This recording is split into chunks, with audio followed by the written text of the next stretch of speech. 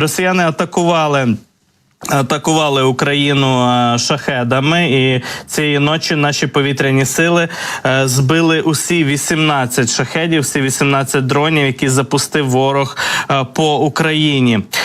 От запускали ці шахеди росіяни із мису Чауда в Криму, і також ми бачимо повідомлення від наших повітряних сил про те, що атакували також балістичною ракетою «Іскандер» з окупованого Криму. І крім того, ми бачимо, що усі 18 дронів вдалося збити. Це якраз повідомлення від наших повітряних сил.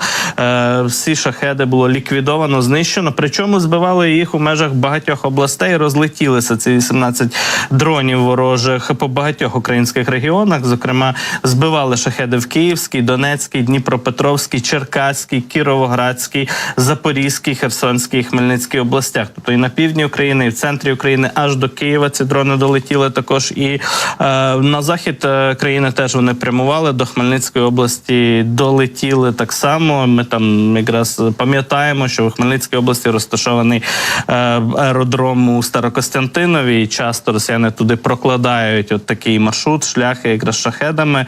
Ймовірно, такі запуски шахедів є підготовкою перед більш масштабними і комбінованими обстрілами, застосуванням ракетного озброєння.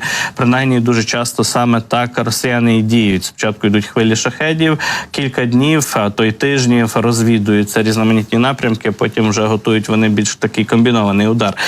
У Харкові також цієї ночі, вже на світанку, можна сказати, зранку пролунав вибух, і про це повідомляла і місцева влада, зокрема Ігор Терехов, у телеграм-каналах Повітряні сили Збройних сил України писали про те, що потужний вибух було чутно у Харкові, і якраз з'ясовували, в якому саме районі, йшлося про околиці міста. Згодом з'явилось повідомлення про влучання в Київському районі міста, і якраз Ігор Терехов писав, що вибух пролунав у тому місці, де багато житлових, багатоповерхівок. Дивом немає постраждалих, принаймні не було на ту хвилину, коли з'явилися перші повідомлення.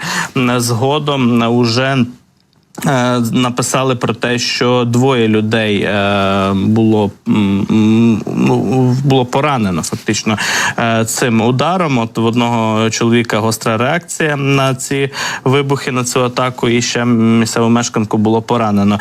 Йде мова про Київський район міста, і обстежують місце удару, аби з'ясувати, чим саме били росіяни. Однак за попередніми даними йдеться про керовані авіабомби, модифіковані боєприпаси, які росіяни застосовують якраз для таких ударів по Харкову все частіше останнім часом. І от якраз ці вибухи на світанку пов'язують із застосуванням саме таких боєприпасів.